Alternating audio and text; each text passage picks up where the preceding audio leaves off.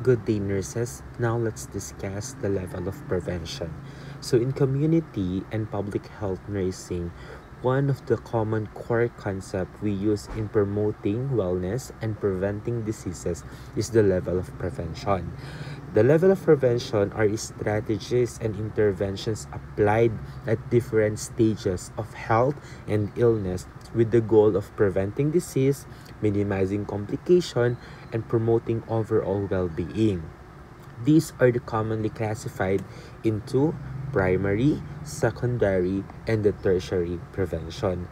The purpose of using levels of prevention is to guide nurses and other health professionals in planning and implementing appropriate health measures depending on the health needs of the individual, families, and community.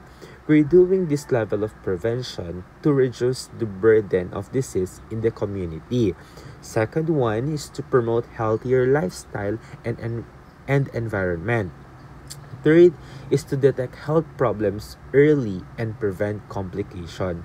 And lastly, to provide cost-effective care by focusing on prevention rather than treatment alone. Kaya nga sabi nila, prevention is better than cure. That's why the level of prevention, we're doing this, okay? Para hindi na mas lalong lumala pa ang case ng ating mga pasyente. Okay, so for us to easily understand or to identify what specific in prevention is applied, okay, sa mga interventions ng nurses, meron lang tayong kailangang dalawang alamin. What are those? First, we need to know who. Sino yung target patient natin? The second one is the activity. Okay, ano ba yung activity? Okay, pag sinabi natin who, sino ba ang mga patient natin under the primary prevention? These are healthy people. Okay, so sa primary natin, usually ang main target nito is promotion of health and prevention of diseases. Okay, so promotion of health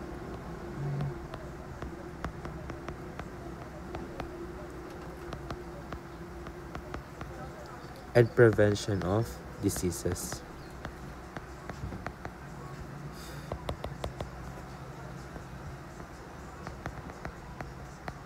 Okay, so ito yung ginagawa natin sa primary prevention, or ito yung pinaka main goal natin, to promote health and to prevent future diseases.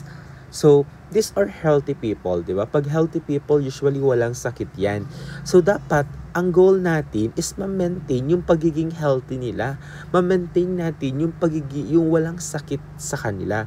So, paano natin ma-maintain yung pagiging healthy and well ng isang tao? By promotion and by prevention. When we say promotion, we use health education. Okay? So, when we say promotion, we use health education. It means health teaching. Okay? So, primary prevention natin, health teaching ang ginagawa natin. Second one, when we say prevention, okay, paano natin ma-prevent yung disease? Through the help of immunizations. Okay, ano yung mga immunizations natin? Yung mga bakuna na nakuha ninyo nung bata ninyo, di ba? Nakaka-receive tayo nung mga yun dahil meron siyang specific protection against sa mga diseases. Okay, meron siyang specific protection. Anong example natin dito? Your BCG. Okay? Your BCG. Okay, si BCG vaccine natin, dalawang sakit niya tayo pinoproteksyonan. Ano yung una natin? Tuberculosis and leprosy. Okay? Or yung in layman's term, the ketong. Okay, so kapag may na-receive tayong BCG nung bata natin, okay, eto ngayon yung protection na makukuha natin. May protection tayo sa TB, may protection din tayo sa leprosy. So, paano nyo malalaman kung meron kayong nakuha or na-receive na BCG nung bata ninyo? Tignan ninyo yung inyong yung deltoid. yung deltoid ninyo, the right deltoid ninyo, kung may scar dyan or may parang butas, okay, na parang dimple siya, that is the scar na binigay nung BCG, nung nag-administer nung bata mo. Okay? So, yan yung marks natin na nag-take effect at naka-receive ka ng BCG vaccine. Okay? So, ibig sabihin, primary healthy people, anong activity natin? Health education and disease prevention.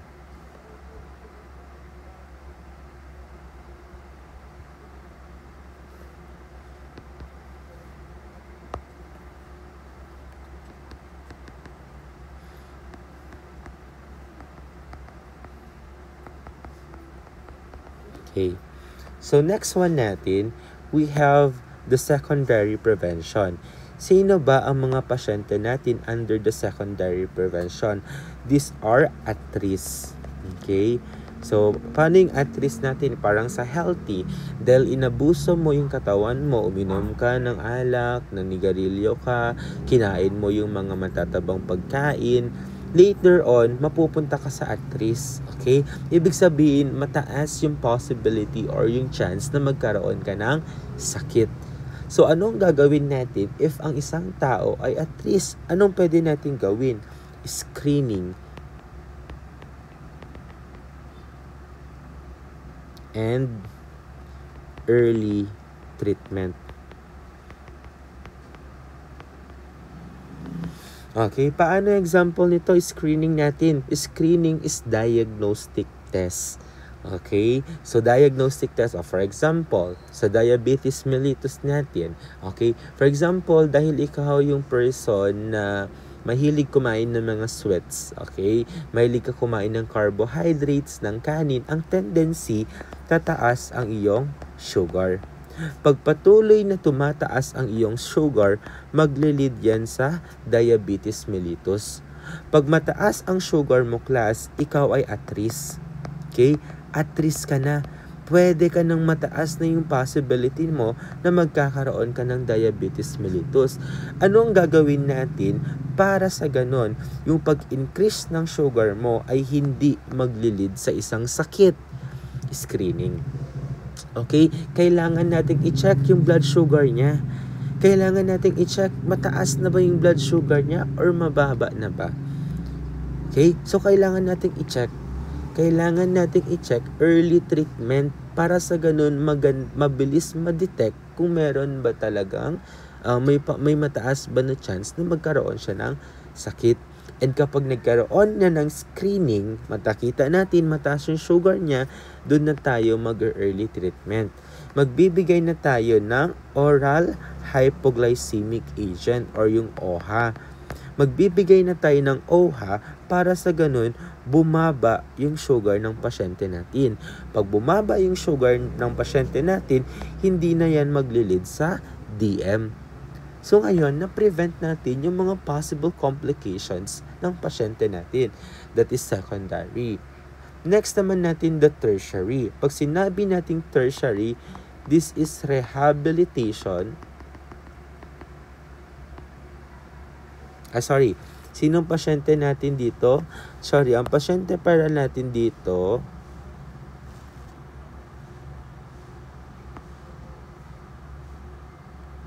okay, ang pasyente natin dito, these are patient na post-treatment.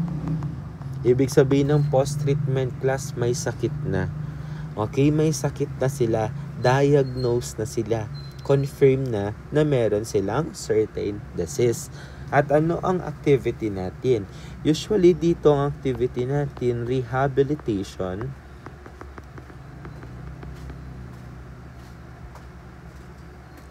maintenance, or the palliative care. Pag sinabi nating palliative care, class, usually yan yung may taning na yung buhay nila ng less than 6 months. Okay? Usually seen yan sa mga patient na may end-stage cancer. Okay? So, rehabilitation, dahil may sakit na sila, wala na tayong magagawa to maintain Okay, to maintain the normal values. So, balik tayo sa DM. Kanina nag-increase sugar niya. Dahil patuloy niya pa rin kinakain yung mga bawal, nagkaroon na ngayon siya ng DM. So ngayon, pag nagkaroon siya ng DM, mataas na yung sugar ng pasyente mo. Ang gagawin natin is to maintain the normal blood sugar level. Okay, gagawin na natin yan to maintain. Ano nang gagawin natin kay patient? Meron na siyang maintenance. Okay? Kung dito, nagbigay ka lang ng OHA para ibaba yung sugar niya, dito, kailangan mo nang magbigay everyday ng gamot. Or kung hindi naman, pwede ding insulin. Okay? Pag once na nag-i-insulin na, nag-OHA na si patient mo, yan na, ibig sabihin, rehabilitation and maintenance. Minemaintain na lang natin yung normal sugar level ng ating pasyente para hindi yan mag-lead sa complication. Okay? So these are the levels of prevention: the primary, secondary, and tertiary. Okay, let's answer sample question for us to easily understand. A nurse administer oral hypoglycemic agent. Again, si nurse daw nag-administer ng oral hypoglycemic agent to a client with hyperglycemia. This nursing action is classified under which level of prevention? Primary, secondary, tertiary, or quaternary? Ano dyan? So, ito lang. Again, let's eliminate letter D kasi wala naman akong na-discuss na quaternary. Balikan natin. Okay. Again, balikan natin ito. Oral hypoglycemic to a patient with increased blood sugar. Okay, ano dong gagawin na? Anong primary, secondary, tertiary? Nagbigay ka ng OHA sa patient na may hyperglycemia. Question, hyperglycemia, sakit na ba yan? No pa. Okay, hindi pa siya sakit. Mataas lang ang blood sugar niya. Ngayon, wala na din si tertiary. Kasi class, kapag tertiary yan, dapat diagnose na si patient. Okay, tandaan may sakit na. Dito sa secondary, at risk pa lang. Mataas ang blood sugar ni patient mo. Okay, ibig sabihin, wala pa siyang DM, wala pa siyang diabetes. Kaya, cancel out mo na si tertiary. Siya ba ay healthy? Hindi siya healthy. Bakit? Meron na siyang risk factor. Di ba mataas na yung sugar niya? Kaya tanggalin mo na rin si primary. Again, ayan siya. Early treatment. Nagbigay tayo ng OHA para bumaba yung sugar ng pasyente. Correct answer, letter B. Next, ito. A client diagnosed with diabetes mellitus. Again, may word na diagnose siya ng DM. Prescribe OHA, oral hypoglycemic agent, to control the blood glucose level. The nurse recognizes this intervention as belong to which level of prevention? Again, sabi natin kanina, basta pag may sakit, that is tertiary. Okay, na-diagnose na siya o nagbigay, nakita niyo yung pagkakaiba. OHA, ito may DM, ito increase blood sugar. So, best answer dito, tanggalin si primary, tanggalin si quarterly, tanggalin si secondary. Best answer, letter C, tertiary prevention. Next, during the community health program, the nurse administered influenza, vaccine to a group of clients with DM. The activity is classified under which level of prevention? Again, may DM si patient, diagnosed na siya. Class, we need to analyze the question. Kailangan nating intindihin ng mabuti. Yes, you are right na si patient ay diagnosed na ng DM. Diagnosed na siya ng DM, but hindi yan yung activity Tignan mo yung activity. Health program, the nurse administer influenza vaccine. Para saan ba si influenza vaccine? Okay, para ma-protect tayo against influenza. Okay? So, ang ginagawa ni influenza, isa siyang vaccine para proteksyonan tayo against influenza para hindi tayo magkaroon ng influenza. So, kahit may diabetes yung pasyente mo, hindi naman related doon yung activity.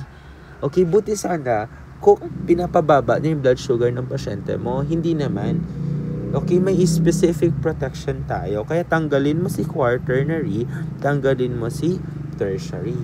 Screening ba yan? Diagnostic test ba yan? Hindi. Hindi rin siya prompt treatment. Anong sabi natin?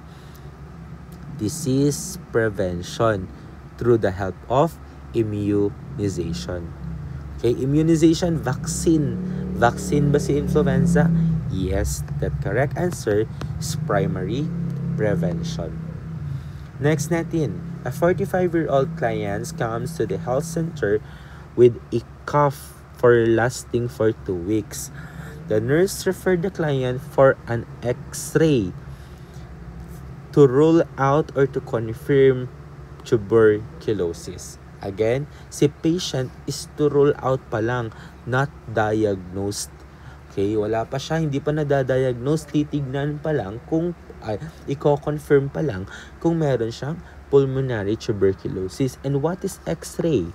X-ray is a diagnostic procedure.